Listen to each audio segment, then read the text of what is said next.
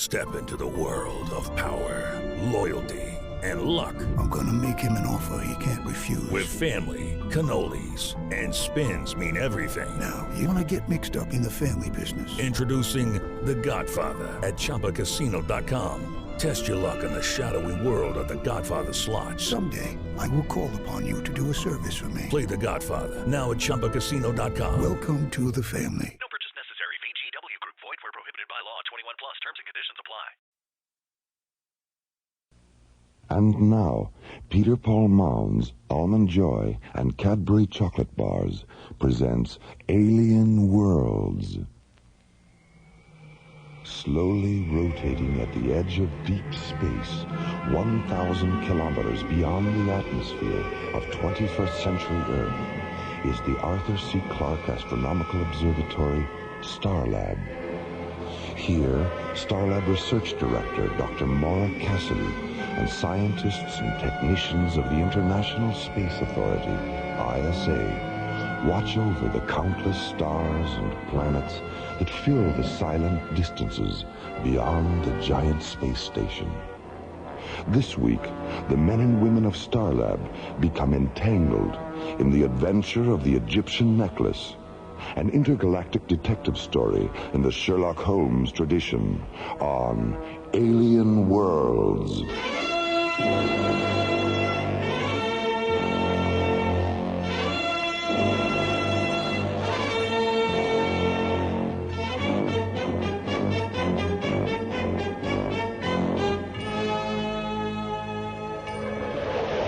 The Royal British Museum freighter Nile Delta, commanded by Captain Jack Lemus, is returning to Earth from the planet Thanatos.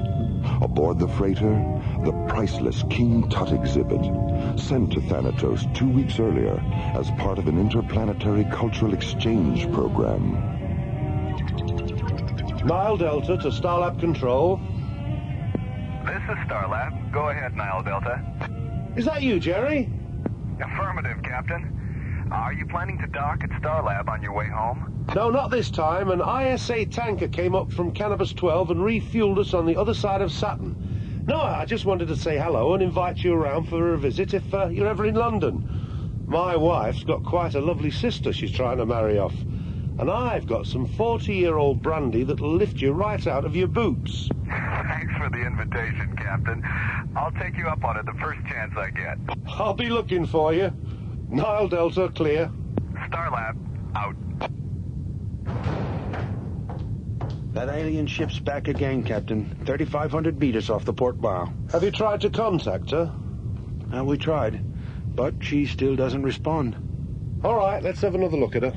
Full magnification this time. Hey, she's a beauty, isn't she? All white and slim like that. Do you recognize any of the markings, Tony? Wait a minute. What's that on the tail fin? The sun symbol? No, just below it. The blue and gold bird with its wings spread out. Isn't that the same? Hold on. She's dropping down a bit. Tony, she's been damaged. Top of the hull, amidships. There go the SOS flares. Let's get up alongside her and see if we can help. As the Nile Delta's navigator maneuvers the red and gray freighter into a side-by-side position with the damaged alien ship, Captain Lemus and First Mate Tony Cargill put on bright blue pressure suits and enter the freighter's airlock.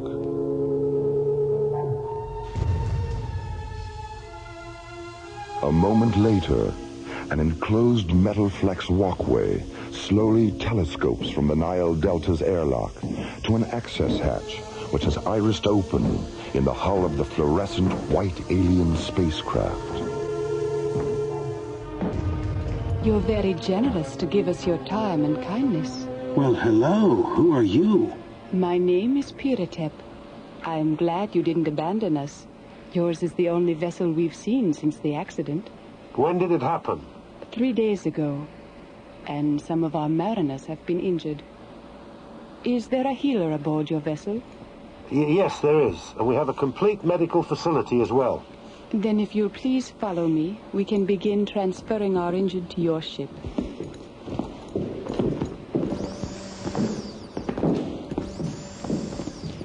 If you wish to remove your helmets, you'll be in no danger. We're oxygen breathers, too. Whew, well, that's better, isn't it? Hi, it was getting a bit stuffy in there. This is Amontef. Which of you is Captain Lemus? Well, I am.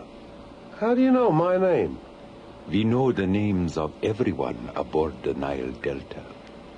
We also know it carries the afterlife treasures and mummified body of Tutankhamun. Your ship isn't damaged at all, is it? No, it isn't. Don't look now, Captain, but I think we've been set up for a little of the old smash and grab. What the bloody hell do you want with the King Tut treasure?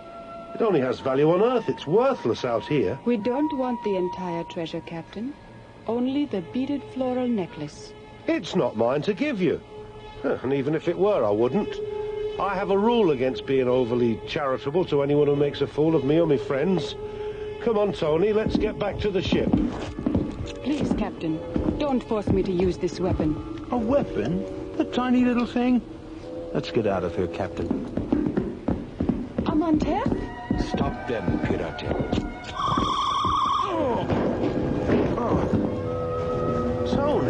Tony!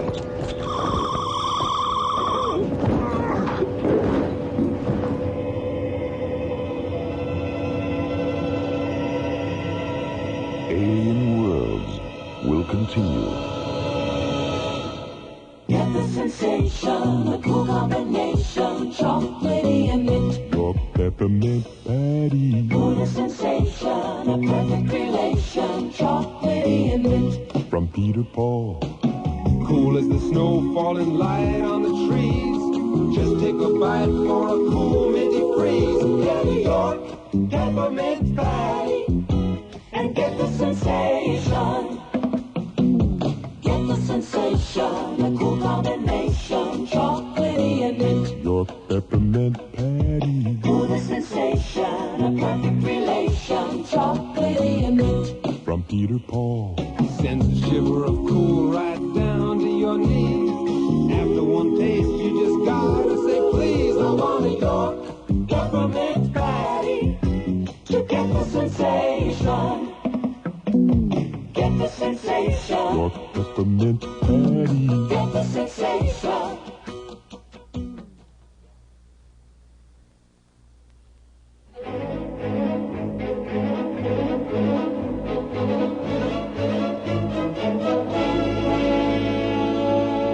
Alien Worlds continues. The Royal British Museum freighter Nile Delta is returning to Earth from the planet Thanatos. Aboard the freighter, the treasure of the Egyptian boy king Tutankhamun. Midway between Earth and Saturn, a damaged alien spacecraft appears and fires SOS flares. Nile Delta Captain Jack Lemus and First Mate Tony Cargill board the alien ship to offer assistance. But inside, they discover they've fallen into a trap set by the aliens who want a beaded floral necklace from the King Tut treasure. An hour later on STARLab, Dr. Mora Cassidy and SET Captain John Graydon, not yet aware of the Nile Delta incident, enter the vestibule of STARLab's Visual Media Theater. John, how long has Buddy been in there? About 6 hours. 6 hours? What's he watching? The outtakes from Gravity's Rainbow? Oh, no, that was yesterday. Sunday, he sat through 5 old Stanley Kubrick films. And Monday, it was a Daffy Duck Festival. What he's watching today is anybody's guess. Maybe he fell asleep. Well, I wish he'd sleep a little faster. We're going to be late. Hi, Maura. Hi, John. Buddy. Buddy, didn't your mother ever tell you that if you watched too many movies, your face would break out and you'd go blind? Very funny. I think you've got that mixed up with something else, Maura. I do? What? I'll tell you later. Well, buddy, what'd you see today? The Guiding Light, All My Children, and Search for Tomorrow. They're television soap operas from the 60s and 70s. Soap operas? Why do they call them that? Were they musicals about people getting clean? Not exactly, Maura. They were mostly about people getting dirty. Dr. Cassidy, please contact the control bridge. Oh, we'll never make the lecture at this rate. Have they repaired the intercom terminal in the theater, buddy? Well, it was working this morning. Be back in a minute. What did you think of those music tapes Ingrid brought back from Calabria? I was listening to one when I turned in last night. You know, the one with all the voices? The Hymn to the Vanished Canals? Yeah, that's it. And I fell asleep while it was still running, and I dreamed about kaleidoscope faces and stained glass animals all night. Incredible. Let's get up to the bridge. Something's happened to the Nile Delta.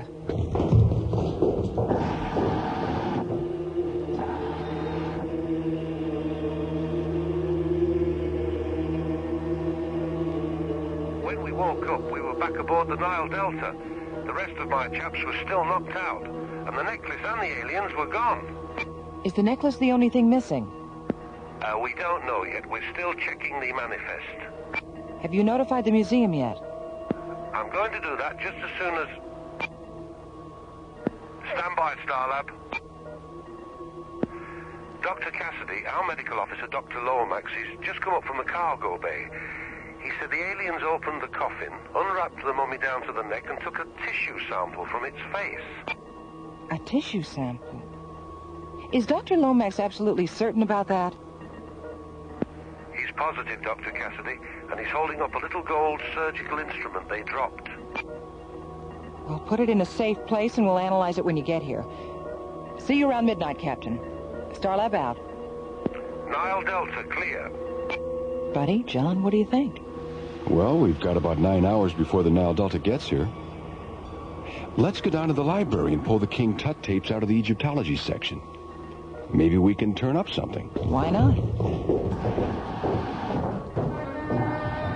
Meanwhile, at the Royal British Museum in London, Sir Dorian Bradford Gray, the museum's director, receives word of the Nile Delta incident. 15 minutes later, Sir Dorian reports the incident to British Prime Minister Lord Henry Gladstone Baggs. Within the hour, Lord Henry enters Buckingham Palace and conveys the news to Her Majesty, Queen Victoria III. And what about the aliens who perpetrated this awful crime, Lord Henry? Does the Ministry have any idea who they are?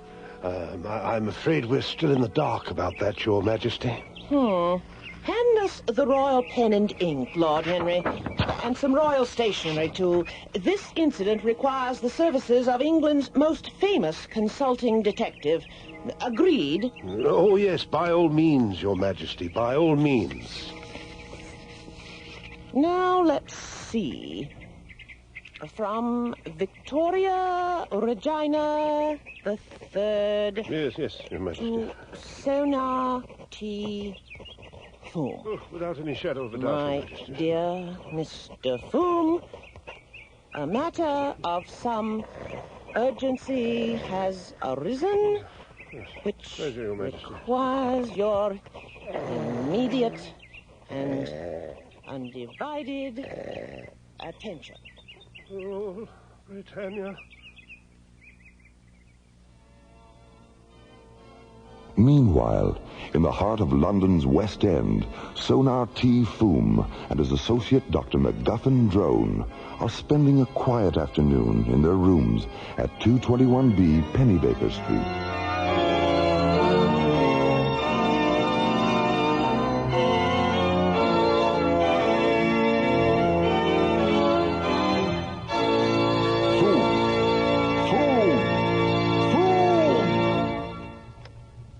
Did you say something, Drone? I really must protest, Foom. That instrument of yours had my London Gazette vibrating so rapidly, I could scarcely read today's news. Please forgive me, Drone, but you know how restless I am when there's nothing afoot to test my keen powers of observation and deduction. And music does, after all, soothe the savage beast. Well, if it's savage beasts you're interested in soothing, perhaps you should consider taking up residence at the zoo. Careful, Drone. I think you're skating on rather thin ice with that one. Just a moment. Do my ears deceive me, or is that Mrs. Hudson's cat-like tread upon the stair? Yes, that's Mrs. Hudson, all right. No question about it. Come in, Mrs. Hudson. Why, Mr. Foom, how on earth did you know it was me? Elementary, my dear Mrs. Hudson. There are just the three of us in the entire house. The doors and windows are latched from the inside. Dr. Drone and myself are, as you can plainly see, here in this room, which left only you, Mrs. Hudson, unaccounted for. Oh, Mr. Foom, you never cease to amaze me. I also perceive an envelope between the thumb and forefinger of your right hand, Mrs. Hudson. White, 6 inches square, addressed to me in violet ink. Oh, my, yes, I nearly forgot. It just arrived. May I have the envelope, please?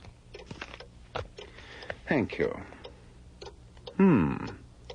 A message from none other than Her Royal Majesty. You don't say. Her Royal Majesty? How did you know that, Foom? The return address, my dear Drone. I recognize the royal zip code. Your powers of observation are absolutely uncanny, Foom. Yes. And now...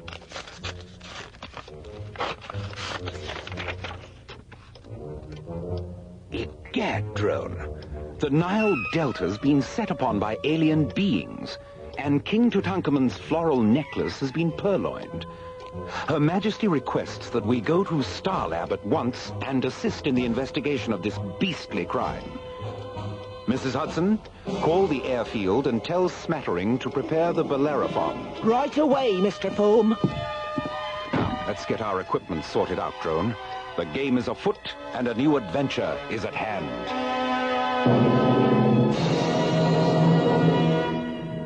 Alien Worlds will continue. Ooh, baby, I'm confessing, this man's got a fickle way. Now, maybe you won't like it much, but to explain, I gotta say, sometimes I feel like a nut, sometimes I don't. I'm enjoy got nuts, mounds don't. I'm enjoy's got chocolate, coconut and munchy nuts too. Mounds got chocolate, and chewy coconut. Ooh. Sometimes I feel like a nut, sometimes I don't. I'm enjoy's got nuts, mounds don't. Sometimes I feel like a nut, sometimes I don't. Woo! Sometimes I feel like a nut, sometimes I don't. Yeah. Sometimes I feel like a nut.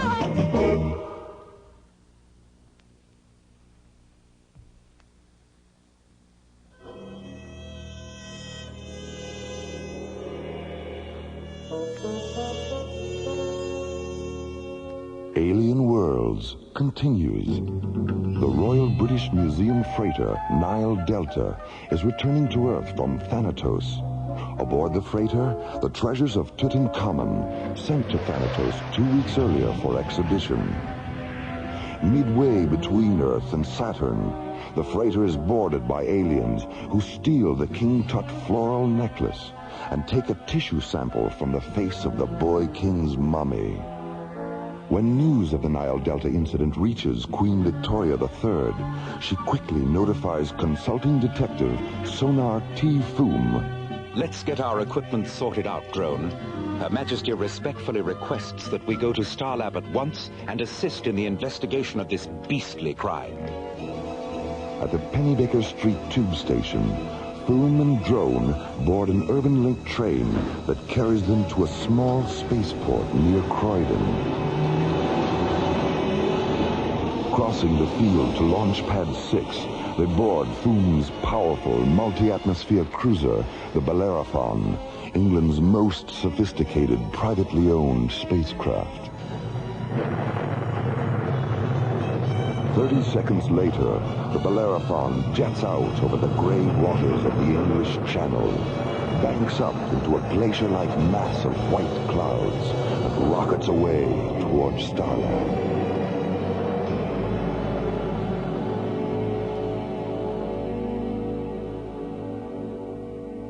Let me know when Erica finishes replacing the AE-35 module, huh? Will do, Dr. Cassidy. See you later. Let's see. 9 o'clock. Well, time to feed my fish.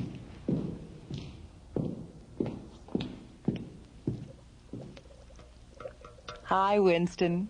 Hi, Emmett. Hi, Orpheus. Dr. Cassidy? Hi, Dorothy. Yes, Dorothy, what is it? I have a transmission coming through from ISA headquarters. It's Commissioner White. I'll take it here. Patch him through. Mara, I just received a transmission from the British Prime Minister. Sonar T. Foom is on his way up to help with the Nile Delta investigation. Good. I've always wanted to meet that man. When did he leave? Oh, about an hour ago. He should be docking in a few minutes. He and his partner officially represent the British government in this case, Mara, so give him all the help you can. All right, Commissioner, I'll keep you posted. STARLab out.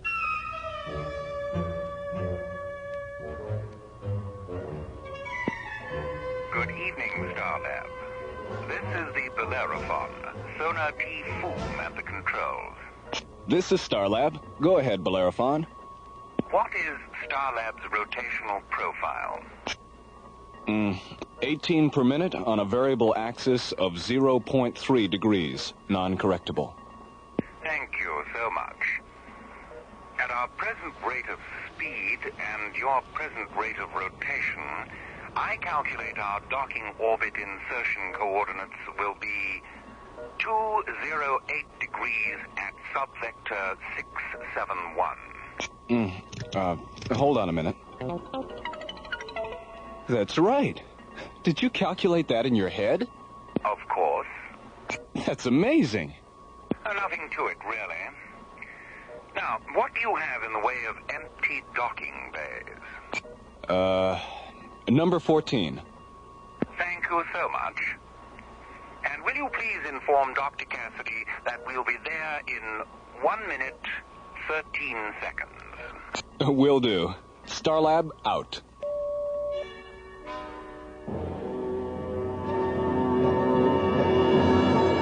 All right, Jerry, have Polly bring them to my quarters as soon as they dock, huh? Okay, Mara. Well, you two look more red-eyed than usual. Where have you been? We went back to the library after dinner and ran the King Tut tapes again. Did you come up with anything? Yeah. You know that blue and gold bird symbol Captain Lemus described? The one on the tail fin of the alien ship? Mm-hmm. We found one just like it on King Tut's ecclesiastical chair. Oh, what does the bird represent?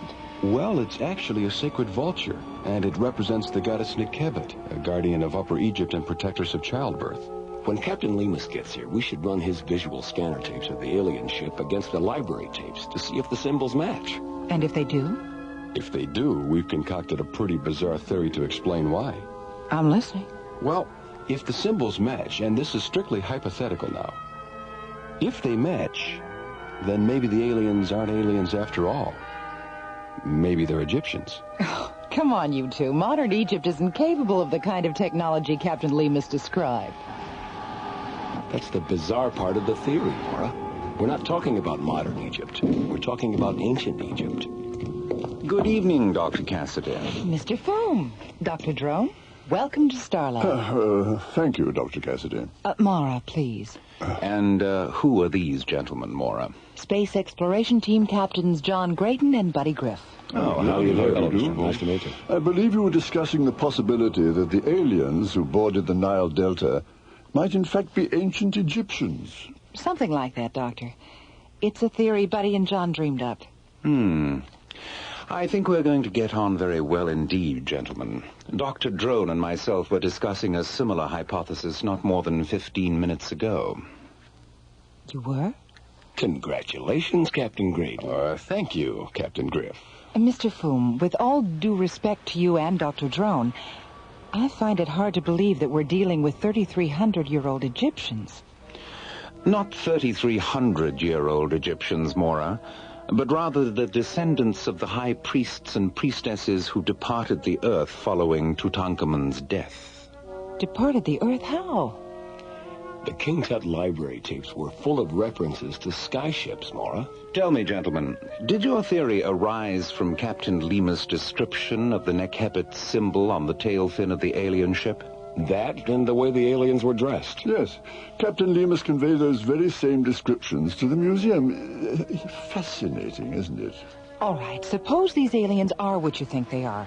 That still doesn't explain the theft of the necklace or why they took a tissue sample from the mummy. The necklace is a puzzlement, Mora, but the tissue specimen isn't. It has long been our contention that the Egyptian kings were preserved for only one reason, so that in future their tissue could be rejuvenated for the purpose of monocellular replication. Cloning. You mean you actually believe these aliens intend to duplicate Tutankhamun? Ancient Egyptian religion was completely devoted to the concept of life after death, Mora. Most scholars and historians still maintain that the Egyptian afterlife was simply an abstract journey through an equally abstract underworld. Dr. Drone and myself think otherwise. We believe the Egyptian underworld was a metaphor to describe the very real fact of physical immortality. Thou art standing before Ra, who cometh from the east. His duration of life is infinite. His limit of life is everlastingness. Become one with Ra, and be received into the land of eternal triumph. A verse from the Papyrus of Ani, the Egyptian Book of the Dead, telling of a journey into the regions of life everlasting, immortality, the most beautiful and mysterious of all, alien worlds.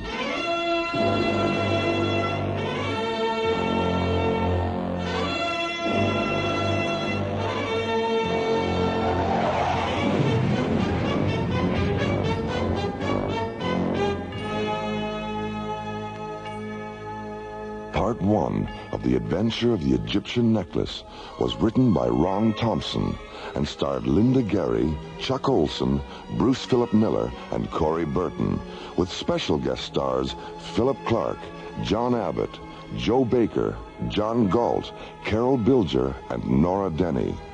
Associate producer Ron Thompson. Music director Tom Rounds. Engineer Stu Jacobs. Assistants to the producer Roger Brossi and Jim Cook. Technical consultant, Peter Sky. Alien Worlds was created, produced, and directed by Lee Hansen and is distributed by Watermark Incorporated. And so until next week, this is Roger Dressler inviting you to join us for the conclusion of the adventure of the Egyptian necklace from the elsewhere and elsewhen of Alien Worlds.